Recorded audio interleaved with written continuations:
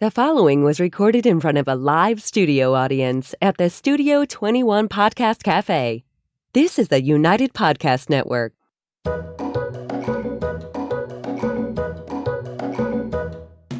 Welcome to the Quirky Dog Podcast, inspired by some of the quirkiest dogs you can ever imagine and the owners who love them. This podcast is brought to you by the quirky couple themselves, Scott and Jess Williams. Their aim is to educate and entertain. Here's Scott and Jess. Here's Scott and Jess. Welcome, guys. Happy Wednesday. We're so excited. Happy early Thanksgiving. Yeah, we're so excited. We're feeling so holiday-ish. And Scott was having the scarecrow head smoke. I was hoping we didn't start a fire here. This dollar store material isn't very trusty. And Chrissy, our producer, made us all these great snacks. I'm so excited about the whole thing, sweetie. Happy holidays. Happy Thanksgiving. Happy Thanksgiving to you. Yeah. We're going to be meeting all together again this year. And maybe it's great. maybe we can coax Jess into singing her turkey song from childhood, which I've heard for several years. And maybe after break. It's catchy. Maybe after break. I was the star in the elementary school play, and Is it I called don't. the turkey song? What's it called? It's just the Thanksgiving song, but maybe after break I'll get going. But it is something that we're considering. I could tell some Thanksgiving anecdotes if you'd like. Not now. I got a few All right, let's start with the tip of the day. We are going to be talking about what to do, how to prepare for Thanksgiving, what to do with your dog, how to deal with your dog, Thanksgiving food, and everything else. But first, we're going to start with the tip of the day. Honk, honk. All right, the quirky tip of the day is if you're going to give your dog turkey. Last year around this time, we had Sarah Carson from the Super Collies on, and we said, give your dogs a piece of turkey as a treat. Like, that's our quirky tip. We had nine dogs pass away. No, we didn't. But if you are going to give turkey, make sure you don't give any turkey with bone. Cooked bone is bad for the dogs. If you feed raw bone is okay. Cooked bone can splinter and be unsafe. So if you're going to give your dog some turkey this Thanksgiving, make sure it has no bone in it. I remember I gave my dog Loco, I just threw a whole turkey into his pen, into his dog run. And the next day, there was just a little nub of a carcass in there. He just ate that thing We down started to nothing. feeding raw. What, do you think it was 8 years ago probably together? We started feeding raw probably around 8 years ago, right after Thanksgiving. So we're going to be checking all the grocery stores again for cheap turkeys. The turkey that I threw into his run was raw. That was when you get, you spend $100 at the grocery store, they give you a free turkey. Those days seem to be long gone. Yeah, no, that's not the world we live in anymore. All right, so what are some things that people should be considering? Now, ideally, or for the majority of people, I would assume, you didn't have a big gathering last year. And if you are having family and friends back this year, and you're hosting and you own a dog and you're a little bit stressed about it, we're going to give you guys some tips to consider and think about. So what comes to mind as far as dog management first and foremost?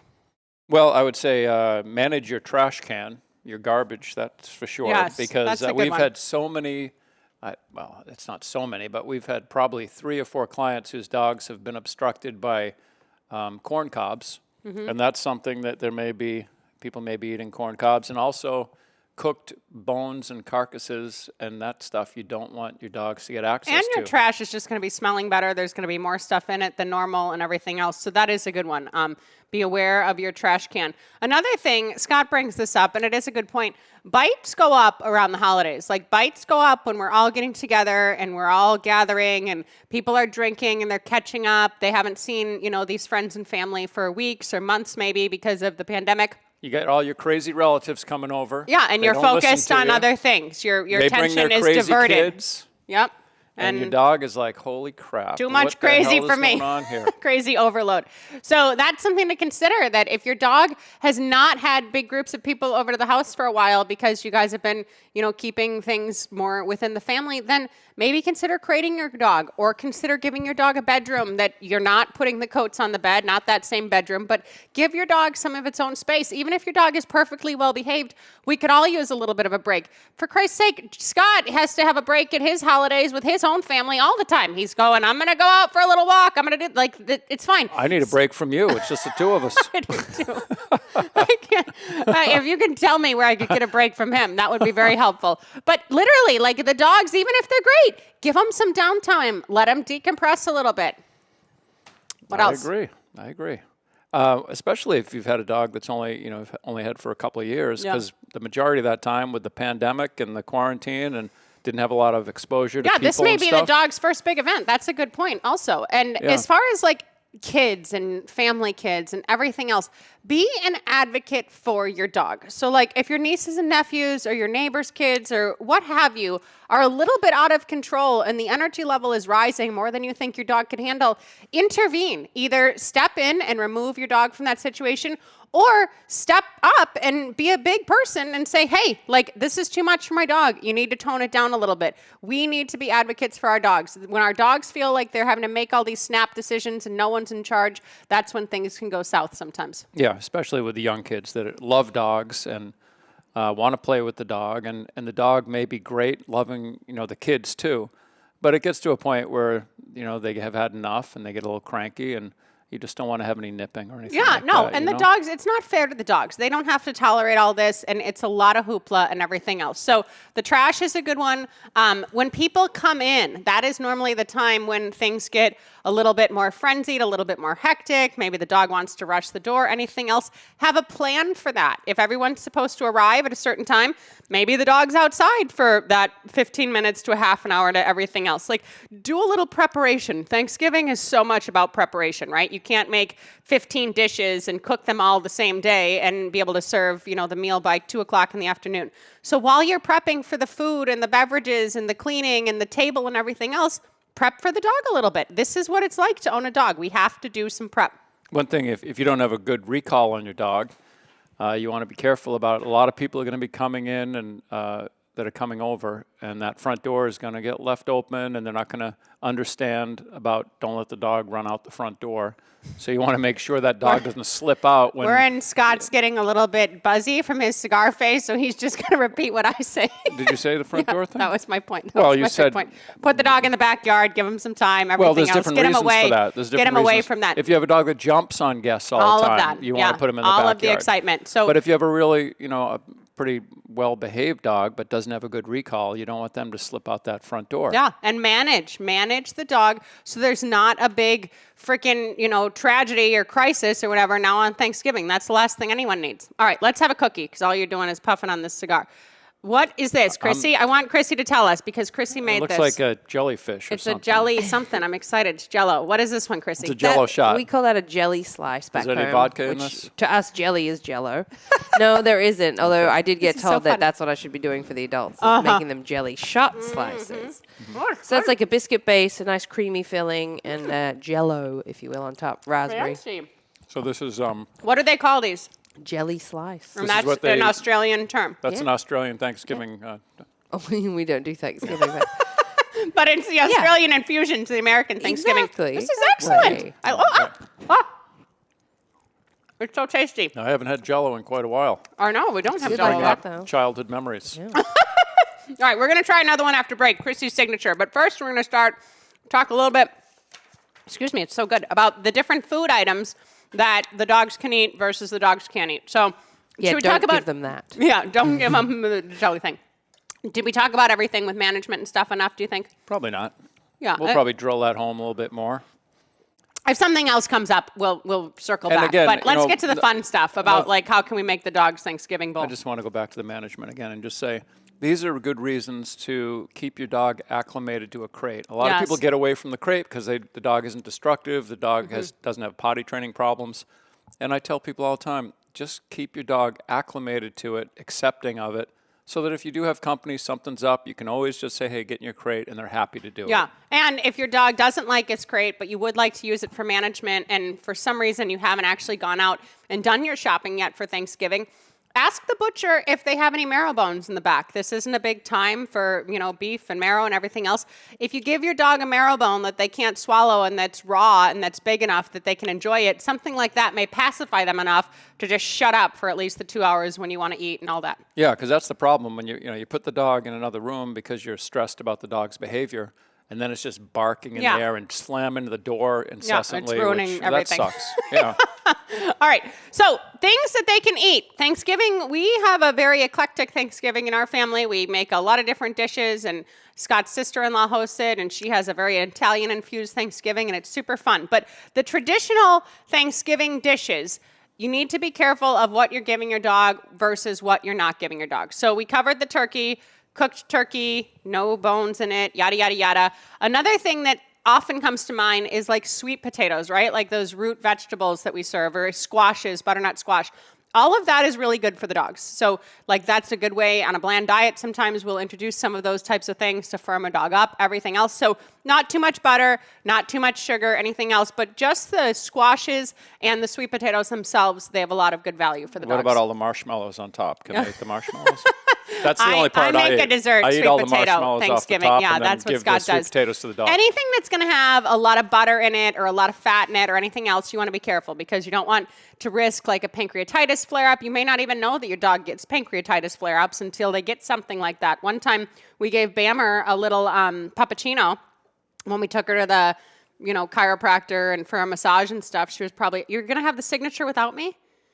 Continue talking. We're doing this together. There you go. Have another one. All right. So we gave her a puppuccino, and she literally had a full-on bout of pancreatitis. And then looking back, I'm like, oh yeah, when I fed tripe, she probably had a little bit this, that, and the other thing. What did that look like? So be conscientious what were of the that. symptoms of that? A lot of tummy upset, a lot of lethargy, some diarrhea, and that trigger being the puppuccino. So if you have sweet potatoes with a ton of butter in them, or dishes with a lot of fat in them, be conscientious of how much of that is going to the dogs. Even green beans. If the green beans aren't dressed real well, great side dish. Give them some with olive oil, a little bit of butter. But if they're just doused in butter, you don't want the dog eating butter as though you're dipping the lobster into the butter kind of thing. A lot of people don't give human food to their dogs anyway. I know, but the people that want to consider it for Thanksgiving, we're trying to show you the ropes of the right way to do it. Okay. Another thing that can be really good is pumpkin.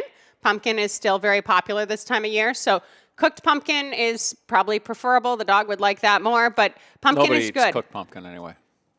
Nobody eats cooked pumpkin. They all eat, it's all yams. But maybe, but if you're going to be serving pumpkin, then totally fine. Consider that for the dog. They probably won't want the innards and the seeds and stuff. And then, stuff like cheese and Scott had mentioned corn on the cob. I feel like for Thanksgiving, we normally just have sweet corn in a bowl, but corn is fine. Again, though, look at your butter, look at this fat, look at all of these things. What are we actually giving the dog in addition to the food that we're giving it? So frankly, the less is more, right? So if it was me, I would just have a sweet potato that wasn't dressed and just turkey that didn't have a bunch of gravy on it and give my dog that. Just let's go the safe route. I agree. All right, you want to go to break? No. Let's continue on. Okay. Let's continue on. Let's have Chrissy's signature before break because I know you've been wanting to go to it. Sounds good. This is the problem when he gets that fancy cigar so and then some this? sweets. A it's peanut not butter, even like we're podcasting. Chocolate. What is in this? That is my caramel slice. So this is her signature. This is her lowest cal. Here, I'll hand it to you like we do at the restaurants. Wow, that was like a vital taking it. Jeez Louise. Is it good? Do you want me to serve me too? He's really enjoying this today. All right, tell me what this is again, Chrissy. So that's a caramel slice. Mm-hmm. So it's Really good. my caramel is made with an ingredient that you guys don't have here, which we have in Australia called golden syrup. Oh my God! Which is it's thick like honey, almost like a dark corn syrup. You can taste but it it's in a the sugar base, in the derivative. And the biscuit base. Oh my make gosh. What is that? coconut. It's like a crust on the bottom. Yeah, I make a biscuit base to go with it. But it's fully it's flour, coconut, brown sugar. Yeah. Oh my gosh, I love this. Almost if like you guys are watching, it's almost like this the Greek is amazing. pastry. I'm going to post a picture in On the bottom. Instagram stories later so you can see all of this because it's amazing. It's so good tasting. All right, let's go to break super quick. When we get back, maybe I'll even sing. Uh-oh. Does your dog lack self-control? Are you looking for some answers? Would you like your dog to be calmer? Does your dog lack confidence? Canine Mindshift. Enroll in a free course today. Simply go to caninemindshift.com. That's caninemindshift.com. Scott just flinched. Scott just flinched when we were holding the sign. So We're protesting. That's the We're sign of the protesting. times. Yeah, that's what he said. Grateful, thankful, blessed. Mm-hmm. Grateful, thankful, blessed. Grateful, thankful, not breasts, blessed. You can't even say it twice. Mine says, fall is proof that change is beautiful. I got to tell you, moving to Maine, man, I go to the dollar store all the time. I love the shit the dollar store sells. I got these there. I got these little signs there. Happy Thanksgiving. We are doing our Thanksgiving episode. If for some reason you're just tuning in now, we gave a lot of good management tips as far as how to deal with the dog and hopefully keep everybody safe and all the guests happy earlier. And now we're talking about what the dog can eat. And for those of you that are wondering, I'm smoking a Padron 1926. Very tasty. Excellent cigar. Scott honestly watches like cigar videos on YouTube now. Like things have gone to a whole nother level. It's crazy. All right, so I feel like we should talk about this singing thing. So literally, Scott this morning is like, you think you should sing the Thanksgiving song?